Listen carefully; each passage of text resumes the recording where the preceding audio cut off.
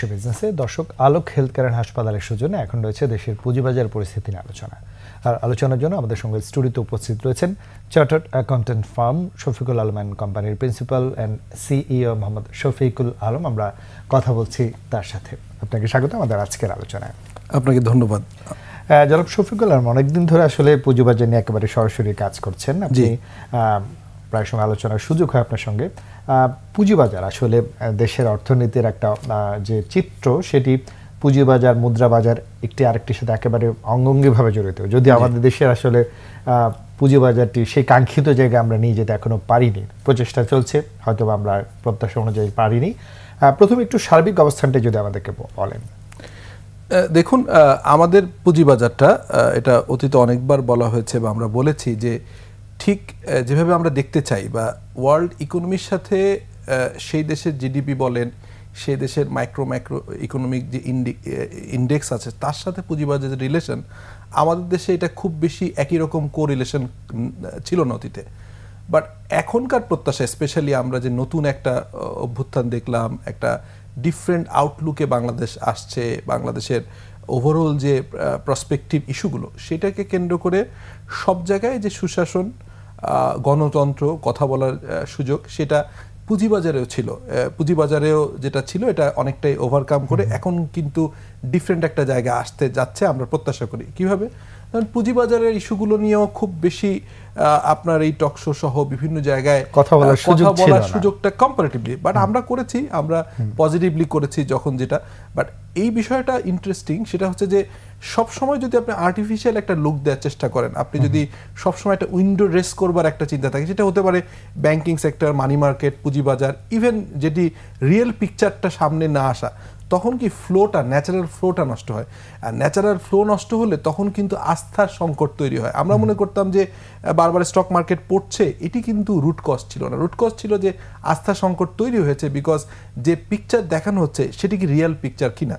So আমরা প্রত্যাশা করতে পারি অ্যাটলিস্ট এইটুকু সব সেক্টরের সাথে সাথে পুঁজিবাজারেও আসবে, সেটি হচ্ছে যে true reflection of the status আসবে, যে কি জায়গা আছে। এক কনফিডেন্স ফিরে আসবে, যেখানে ফোর্স করা হচ্ছিল আর্টিফিশিয়াল একটা উইন্ডো ড্রেসিং পিকচার আসছিল, ওটা আস্তে আস্তে ঠিক হয়ে যাবে। বাট এই যে একটা ডিবাকল, এই যে একটা চেঞ্জিং মোমেন্টে যে কোনো চেঞ্জের একটা ইম্প্যাক্ট থাকে, কিন্তু এটি হয়তো 3 থেকে 6 মাসের ভিতরে একটা জায়গায় আসবে, একেবারে হয়ে যাবে না। আমরা প্রত্যাশা করি যে লং রানে, যে কথাটা অতীতেও বলেছি, তখনকার বলার পরে রিফ্লেকশন দেখিনি, কারণ সদিচ্ছার অভাব ছিল। আমার কাছে কেন জানি মনে হয় যে কোনো জায়গায় একদম টপ যিনি থাকেন বা যেখান থেকে নির্দেশনা আসবে, যেখান থেকে কন্ট্রোল করা হবে, বার্ড সাইতে যারা দেখেন, তারা যদি এটাকে আসলে ট্রু জায়গায় দেখতে না চান, সবসময় একটা মেকি ভাব থাকে। সো আমি বিশ্বাস করি, এবং এটি অনেকেই বিশ্বাস করে আমার সঙ্গে সঙ্গে, যে মেকি জিনিসটা উঠে যাবে। সো এটিতে কি হবে যে হ্যাঁ, ভালো মন্দর ভিতর থেকে যাবে, আপ থাকবে, ডাউন থাকবে, বাট রিয়েলি মার্কেট তার জায়গায়, গন্তব্যে নিজস্ব গতিতে ফিরে যাক। সেটি অত্যন্ত ভালো বলেছেন। যে জিনিসটা আমরা দেখেছি যে যাদের উপরে আমরা আস্থা রাখতে চাই বা খোদ নিয়ন্ত্রণ সংস্থা থেকে শুরু করে এমন কোনো জায়গায় নিয়ে আসলে অনিয়মগুলো হয়নি। একটি গোষ্ঠী সিন্ডিকেটের কাছে পুরো বাজার জিম্মে হয়ে গিয়েছিল, উৎপাদনে নাই, সেই শেয়ার 1000 টাকা ছাড়িয়ে গিয়েছে, কোনো স্বচ্ছতা জবাব দিতে নাই, এপিএস যখন খুশি যা দেখানো গিয়েছে। এই যে তথ্যর যে মিথ্যাচার বা এই যে 1000 কোটি টাকা লোপাট করেছেন যারা, আমি বলতে চাই একেবারে যে কমিশনের নামও চলে আসছে, এই জায়গাগুলো যেন আর না হয়, এবং স্বচ্ছতা, যেই জায়গাগুলো নিয়ে আপনারা সরাসরি কাজ করেন, যে আমার যে তথ্যগুলো আসছে কোম্পানি থেকে, এটা দেখে তো একজন বিনিয়োগকারী বিনিয়োগ করবেন, সেটি যদি মিথ্যে হয় এই দায় কে নেবেন? আসলে মানে যখন যেটাকে বলা হচ্ছে কোলাটেরাল ড্যামেজ যখন হয়, যখন ওভারঅল সব জায়গায় ইম্প্যাক্টেড হয়, তখন আসলে কোনো মেকানিজম কাজ করে না। যখন আপনি ধরেন রিয়েল জায়গাটা, আমি যেটা বলছিলাম যে পুঁজিবাজারের সমস্যাটা কি, সমস্যা ছিল হচ্ছে সব জায়গায় যেহেতু প্রত্যেকটা হেড এবং একদম টপ ইনস্টিটিউশন, যদি বলি সুশাসন থেকে শুরু করে বিচার ব্যবস্থা, আইন ব্যবস্থা, সব জায়গায় যেহেতু মেজরলি ইম্প্যাক্ট ছিল, ক্ষতিগ্রস্ত ছিল, সেই কারণে সেটার ইম্প্যাক্টটা পুঁজিবাজারে পড়েছে। সো আমরা ওই জায়গাটাতেই আপনাকে বলতে চাই যে সেই জায়গাটা থেকে বেরিয়ে আসার সময় আসছে। এবং এখন কিন্তু হুইসেল ব্লোয়াররা, যেমন ধরেন আমি যদি বলি আমাদের ICAB, institute of chartered accountants of Bangladesh, আমরা কিন্তু ইন্টারনালি সবসময় সুশাসনে বিশ্বাসী ছিলাম, এবং অন্য অন্য অ্যাসোসিয়েশনের থেকে বা যারা বিজনেস অর্গানাইজেশন তাদের থেকে এখানে গণতন্ত্র ছিল, বাট তারপরেও একটা আর্টিফিশিয়াল চাপ ছিল, অলওয়েজ রাইট কথা অনেকেই বলতে পারেননি। বাট আমি বিশ্বাস করি অ্যাটলিস্ট একটা সার্টেন টাইম, এখন একটা ইন্টারিম গভর্নমেন্ট আছে, এরপরে হয়তো ডেফিনেটলি পলিটিক্যাল গভর্নমেন্ট আসবে, আগামী ৫-৭-১০ বছরে যে মানুষ যে রিভ্যাম করতে পারে, মানুষ যে তার অধিকার নেওয়ার জন্য এক্সট্রিম একটা জায়গায় যেতে পারে, যেটা আমাদের ছাত্র জনতা, তরুণ প্রজন্ম কিন্তু দেখিয়ে দিয়েছে। ওই কারণেই এখন মানুষ কথা বলার সাহস পাচ্ছে। মতের ডিফারেন্ট থাকবে, ডিফারেন্ট মত দিবে, তারপর তো মত প্রকাশের জায়গা আছে, এবং সেই জায়গাটাতে আমি মনে করি যে এই ফাইন্যান্সিয়াল যে ফ্রডুলেন্ট, উইন্ডো ড্রেসিং, বিভিন্ন ধরনের চাপিয়ে রাখা, এই জায়গাগুলো যখন ঠিক হয়ে যাবে, যখন আইএমএফ চাচ্ছিল সংস্কার, কিন্তু দেখেন এমন একটা ইন্টারেস্টিং মোমেন্টে আইএমএফ এর অনেকটা চেষ্টা চলছিল, স্পেশালি বাংলাদেশ ব্যাংক, বাট এটাতে কার্যকর হয়নি। এখন যদি বলেন বাংলাদেশ ব্যাংক থেকে শুরু করে মিনিস্ট্রি অফ ফাইন্যান্স থেকে শুরু করে স্টক মার্কেট, সব জায়গায় যে লোকগুলো আসছেন তাদের ক্রেডিবিলিটি, তাদের মানে নৈবত্তিক কথা বলা, তাদের সুযোগ, স্বাধীনতা আছে, এই জায়গাগুলো তাদেরকে এখন যেটা হয়েছে একটু ধৈর্য ধরতে হবে, তাদেরকে আরো বেশি কম্পারেটিভলি সুযোগ দিতে হবে, এম্পাওয়ার করতে হবে, সঙ্গে সঙ্গে আবার লং রানে অ্যাকাউন্টেবিলিটি আবার ডিফারেন্ট ডাইমেনশনে না যায়। ধরেন স্বেচ্ছাচার হওয়া, যে কোনো জায়গায় স্বেচ্ছাচারী হয়ে ওঠার যে সুযোগ, এটি যেন আবার নতুন করে তৈরি না হয়। এবং এই যে আমরা গত 10-15 বছরে যে চিত্র দেখেছি, এগুলো নিয়ে এখন অনেক বেশি আলোচনা হচ্ছে, যে কোম্পানিগুলোকে তালিকাভুক্ত করা হয়েছে অনেকগুলোই ভালো আছে, আমি সেটা বলবো না, অনেকে অনিচ্ছাকৃতভাবে খারাপ হয়ে যেতে পারেন, কিন্তু ফুলিয়ে ফাঁপিয়ে মিথ্যা তথ্য দিয়ে বাজারে এনে অর্থ উত্তোলন করে বিনিয়োগকারীদেরকে আস্থা নষ্ট করার পেছনে কিন্তু এগুলো অনেক দায়ী হয়েছে। এগুলো যেন আর না হয়, আমরা এগুলো নিয়ে আলোচনা ফিরবো। ছোট্ট একটি বিরতি নিতে হচ্ছে। প্রিয় দর্শক, নিচ্ছে আবার ছোট্ট একটি বিজ্ঞাপন বিরতি, আমাদের সাথেই থাকুন।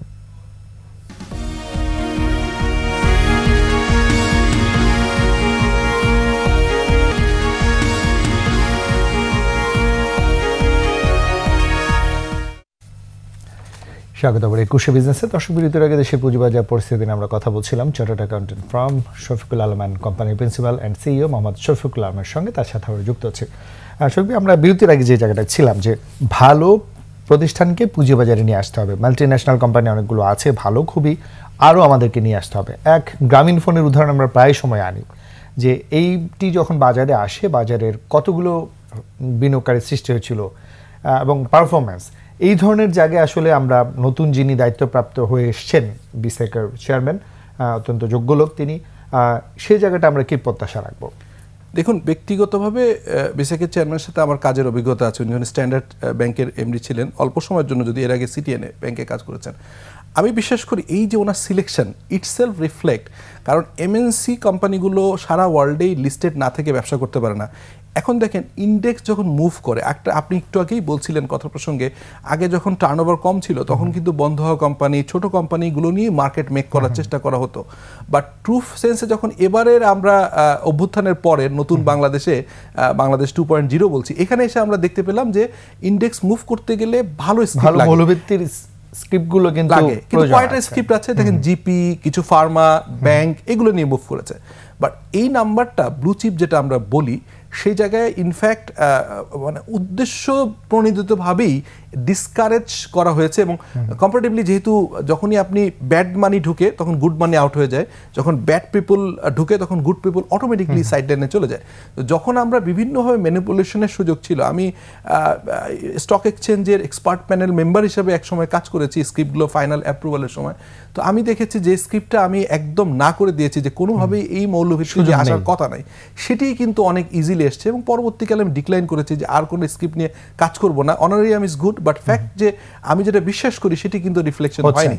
ওয়ারাস আমি মনে করি অ্যাটলিস্ট আইডেন্টিফাই করা যায় 50 স্ক্রিপ্ট ইউনিলিভার সহ যারা বাংলাদেশের স্টক মার্কেটে পুঁজিবাজার আসলে আপনি you can not even imagine যে কত একটা গুড ফেইথ আসবে। ইভেন যখন ফরেনার ইনভেস্ট করে তখন কিন্তু ঘুরে ফিরে কিছু ফার্মা, ব্যাংক এবং কিছু এমএনসি, এর বাইরে তারা স্ক্রিপ্ট খুঁজে পায় না যেগুলো পলিটিক্যাল গভর্নমেন্ট চেঞ্জের সাথে সাথে যাদের কোনো সমস্যা তৈরি করে হবে না, সেই ধরনের মৌলভিত্তি এবং যেটা ইম্পার্শিয়াল ম্যানেজমেন্ট চলে, যারা ভালো কাজ করে, সুশাসন আছে, এরকম প্রতিষ্ঠানের সংখ্যা যত বাড়বে আমরা লং রানে স্টক মার্কেটের কিন্তু কাঙ্ক্ষিত জায়গায় পৌঁছাতে পারবো। কথা প্রসঙ্গে আমাদের ভারতের সাথে অনেক বেশি উদাহরণ চলে আসে, সেখানে কিন্তু তালিকাভুক্ত যারা মাল্টিন্যাশনাল কোম্পানি আছেন তাকে পুঁজিবাজার অবশ্যই আসতে হবে। কিন্তু আমার দেশে কিন্তু হ্যাঁ, আমাদের যখন প্রয়োজন ছিল তখন আমরা ছাড় দিয়েছি, এখন তো সুযোগ আছে সেখানে পরিবর্তন করার। আবার দেখেন যে বিষয়গুলো নিয়ে বলা হয় আমাদের মিউচুয়াল ফান্ড ইন্ডাস্ট্রি, ভারতের ম্যাক্সিমাম পিপল যারা ওই ধরনের জ্ঞান রাখেন না তারা কিন্তু মিউচুয়াল ফান্ড ইন্ডাস্ট্রির মাধ্যমে বিনিয়োগ করেন। আমাদের এটি একেবারে অবহেলিত, যারাও বিনিয়োগ করতে এসেছেন তারা হতাশ হয়েছেন। এই জায়গাগুলো আসলে আমরা কেন নজর দেই না? দেখুন, আপনার যখন ইন্ডিভিজুয়াল ট্যাক্সেশন পলিসি, যে আপনি কীভাবে ট্যাক্স রিবেট নেবেন, সেই জায়গায় আমাদের দেশে মোস্ট পপুলারলি আমরা যেটা কাজ করি সেকেন্ডারি মার্কেটে কিছু, বাট মোস্টলি হচ্ছে ইন্স্যুরেন্স, লাইফ ইন্স্যুরেন্স প্রিমিয়াম বা এই ধরনের দিয়ে কাজ করি। বাট প্রতিবেশী দেশ ইভেন ইন্ডিয়ার সাথে ইন্ডিয়ার অনেক ব্যাড প্র্যাকটিস আছে, কিন্তু একটা গুড থিং ইজ দ্যাট যেহেতু তার বেসিক গণতন্ত্রের থেকে তারা এখনো বেরোয়নি, অতএব এই জায়গাটা তারা দেখি যে তাদের হচ্ছে যে এমপ্লয়ির স্কিমটা থাকে, যে কত ইনকাম, তার কত পার্সেন্ট ইনভেস্ট করবে, এবং এটা ভেরি কমন। মানে এভরি আপনার যারা ধরেন 30-35 হাজার টাকা স্যালারি জব করে, ইয়াং মার্কেট ঢুকছে, তাদের গল্পের একটা বড় জায়গায় থাকে যে কোন এএমসিতে ঢুকবে, কিভাবে করবে, সেভিংস প্ল্যান কি। বাট আমাদের দেশে এই জিনিসটা থাকে না। আমরা কিছুটা সময় দেখে এফডিআর বা জমি কেনার, যেগুলো হচ্ছে খুব প্রোডাক্টিভ খাত না, রেদার যদি এখন আপনি আস্তে আস্তে ভালো কোম্পানি গুলো আসে, আপনি দেখবেন যে আইসিবি সহ যারা হচ্ছে মিউচুয়াল ফান্ড ম্যানেজ করে, এগুলোর যারা ভালো স্ক্রিপ্ট হোল্ড করেছে, সেগুলো যখন ইন্ডেক্স মুভিং করছে, যারা ভালো কোম্পানি দিয়েই হচ্ছে, এগুলোর একটা রিফ্লেকশন হবে। ফলে দেখা যাবে যে এখন একটা সেক্টর ভালো করছে, এটির একটা কোইন্সিডেন্ট বা একটা ইম্প্যাক্ট থাকবে, একটা পরিপূরক হিসেবে কাজ করবে মিউচুয়াল ফান্ড, তখন এটা ভালো হবে। এরপরে দেখা গেলো আবার ব্যাংকিং সেক্টরে নতুন একটা রেলে হবে। সো মার্কেট ভালো করতে গেলে শুধুমাত্র কিছু ছোট আইটেম বা নির্দিষ্ট গণ্ডি, নির্দিষ্ট গোত্রের আন্ডারে যখন মার্কেট থাকে, তখন একটা পকেট মার্কেট হিসেবে ট্রিট হয়। তখন আপনি ভয়ে থাকেন যে ওরা ইনভেস্টমেন্ট তুলে নিলে ডিফারেন্ট একটা হবে। কিন্তু এখন যখন সর্বজনের মার্কেট হবে, তখন কিন্তু আমরা এটা দেখতে পাবো। আমরা ডেরিভেটিভস অনেক কথা বলি, কিন্তু আমরা কিছু কিন্তু করতে পারিনি, ভূমিকা নিতে পারেনি। সেই জায়গাগুলো নজর দেব। একটু আসবো যে আলোচনার শেষ দিকে চলে এসেছি। আসলে সব জায়গায় যেহেতু সংস্কার হচ্ছে, পুঁজিবাজার নিয়েও আমাদের প্রত্যাশার জায়গাটা বেশি থাকে, তবে পুঁজিবাজার একটি স্পর্শকাতর জায়গা, সেটিও আমরা জানি। এখানে একেবারে রাতারাতি পরিবর্তন আনা যাবে সেটিও সম্ভব নয়, কিন্তু সুশাসন আনতে হবে, জবাবদিহিতা নিশ্চিত করতে হবে, এবং সেই জায়গাটায় ভালো কোম্পানিকে তালিকাভুক্ত করা। আমাদের অনেক সমস্যা হয়েছে যেখানে আমি লিস্টেড নন লিস্টেড ট্যাক্স গ্যাপ থাকলে আমি আকৃষ্ট করতে পারবো, উল্টো যেখানে আমরা দেখেছি সেখানে ট্যাক্স কমিয়ে দেওয়া হয়েছে, তাহলে কোম্পানি কেন তালিকাভুক্ত হবে? এবং ডুয়েল ট্যাক্সেশন, অনেক ধরনের পরিবর্তন কিন্তু প্রয়োজন আছে। সেই জায়গাটায় প্রত্যাশা কি থাকবে আপনার? খুবই যৌক্তিক কোশ্চেন। দেখেন, আপনার এই 5 তারিখের পরে 6 বা 7 তারিখে আপনার একটা প্রোগ্রামে আমি লাইভে জয়েন করেছিলাম, তখন বলেছিলাম right people should be in the right place. এখন ব্যাঙ্কগুলো যখন রিস্ট্রাকচার হচ্ছে, বাংলাদেশ ব্যাংক থেকে বা ব্যাঙ্কগুলো যখন নতুন করে পুনর্গঠন হচ্ছে বোর্ড, আপনি দেখবেন প্রত্যেকটা বোর্ডে একজন চার্টার অ্যাকাউন্টেন্ট আছে। এটার একটা সদিচ্ছার রিফ্লেকশন যে ইকোনমিস্ট আছেন, যারা ইকোনমি বুঝেন, আবার অ্যাকাউন্টিং বুঝেন এবং এক্সপার্ট, তাদের নেওয়া কমিটি করা। তার মানেই হচ্ছে যে এই জায়গাগুলো সংস্কার হবে, এবং ডেফিনেটলি তো আপনি হঠাৎ করে সমস্ত কোনো একটা জাদুঘর নেই যে কালো জিনিস এনে আপনি সাদা করে ফেলবেন। বাট আমার মনে হয় যে এই ইকোনমিতে যে দীর্ঘদিন ধরে করাপশন, সুশাসনের অভাব, ট্রান্সপারেন্সি অভাব, এই জিনিসগুলো ছিল, এটি একটু সময় লাগলেও যে ইনিশিয়াল যে ইনিশিয়েটিভগুলো নেওয়া হয়েছে, কিছু কিছু ব্যতিক্রম থাকবেই, আপনার এটা হবে। বাট মোস্ট অফ দ্য কেসে 80-90% ক্ষেত্রে আমার কাছে মনে হয়েছে যে লং টার্ম ভালো করবার যে প্রবণতা বা ইচ্ছা, কাঙ্ক্ষিত একটা ডিজায়ার, বার্নিং ডিজায়ার যে ভালো করতে হবে, সেই জায়গায় মোটামুটি একটা জায়গায় তৈরি হচ্ছে, এবং এটির একটা রিফ্লেকশন আমরা হয়তো শর্ট টার্ম, মিড টার্ম এবং লং টার্মে দেখবো ইনশাআল্লাহ। এবং দীর্ঘমেয়াদে যেন আমাদের পুঁজিবাজার একটা ভালো জায়গায় যায়, তবে সেখানে আমাদের বিনিয়োগকারীদেরও কিন্তু একটা দায়িত্ব নিতে হবে। যাওয়ার আগে তাদের উদ্দেশ্যে কিছু বলে যদি আপনি শেষ করেন। আমাদের বিনিয়োগকারীদের যেটা বলবো সেটি হচ্ছে, বিনিয়োগকারীরা অলওয়েজ হচ্ছে যে মার্কেটের পালস বোঝার চেষ্টা করে। তো এখনকার পালসটা হচ্ছে কোনো রকম কোনো ইনফ্যাক্ট লিডার নাই, বা যিনি হচ্ছে যে হেমিলিয়নের বাসিওয়ালার মতো কেউ নাই, যার পিছে ফলো করলে বা যার পদাঙ্ক অনুসরণ করলে আপনাকে সাকসেস আসবে, এরকম কিছু থাকবে না। অ্যাটলিস্ট আমি বিলিভ করি, বা আমরা অনেকেই বিলিভ করি। তো সেই জায়গায় আমি মনে করি যে এখনকার সময় এসে আপনি যদি একটু অ্যানালাইসিস করেন, একটু লং টার্ম অ্যাপ্রোচ করেন, mid term long term approach করেন, খুব বেশি শর্ট টার্মে হয়তো গেইনার না হলেও এই মার্কেটের আমি বিশ্বাস করি যে ভালো না হওয়ার কোনো কারণ নেই, আনলেস আদারওয়াইজ যদি ওই ধরনের কোনো ডিজাস্টার না ঘটে। আমি বিশ্বাস করি ওয়ার্ল্ড ইকোনমি যেরকম কাজ করছে, ইনফ্যাক্ট ইনফ্লেশন কমানোর জন্য ইউএস মার্কেটেও আমরা দেখছি রেট কমানোর প্রবণতা আছে। আমাদের ফরেন রেমিটেন্সটা একটা গুড জায়গায় আসছে, আস্তে আস্তে করে সুশাসন হলে আমাদের যে রিপেমেন্টের যে ইস্যুগুলো আছে ওগুলো ডেফারেল হতে পারে। ওভারঅল সব কিছু মিলে আমাদের ডলারের যে ডিফ্লেশন, আমাদের যে ইনফ্লেশন হয়েছিল আমাদের কারণে, এবং ডলারের সঙ্গে আমাদের এক্সচেঞ্জ রেটের যে একটা গ্যাপ তৈরি হয়েছিল, এটি সহনশীল মাত্রা আসবে এবং এর একটা টু রিফ্লেকশন ভালো কোম্পানিগুলো পড়বে। অর্থাৎ যারা ভালো ব্যবসা করবে, যারা মার্কেট লিডার, যাদের স্ক্রিপ্ট ভালো, যাদের ইন্টারনাল ফান্ডামেন্টাল ভালো, সেগুলোই ভালো করবার কথা। এবং সেদিকেই আমাদের বিনিয়োগকারীদের কিন্তু স্ক্রিপ্ট বেছে নিতে হবে। অতএব লাভটা যেমন তার, লসটাও কিন্তু তার। দিনের শেষে এটিকে কিন্তু কোনোভাবে অস্বীকার করার সুযোগ নেই। দেখে শুনে বুঝে বিনিয়োগ করবেন, আমরা সবসময় সেটি বলার চেষ্টা করি। আপনাকে অনেক ধন্যবাদ আমাদেরকে সময় দেওয়ার জন্য। আপনাকেও ধন্যবাদ। প্রিয় দর্শক, 21 বিজনেসের এই পর্বটি দেখছিলেন আলোক হেলথ কেয়ার হাসপাতালের সৌজন্যে। আর দর্শক, এতক্ষণ আমরা পুঁজিবাজার পরিস্থিতি নিয়ে আলোচনা করছিলাম chartered accountant firm Shafiqul Alam and কোম্পানির principal and CEO Mohammad Shafiqul আলমের সঙ্গে। বের নিচ্ছে আরও একটা বিরতি, দুপুর 2:30 আবার ফিরে আসবে 21 বিজনেসে। আমাদের সাথেই থাকুন।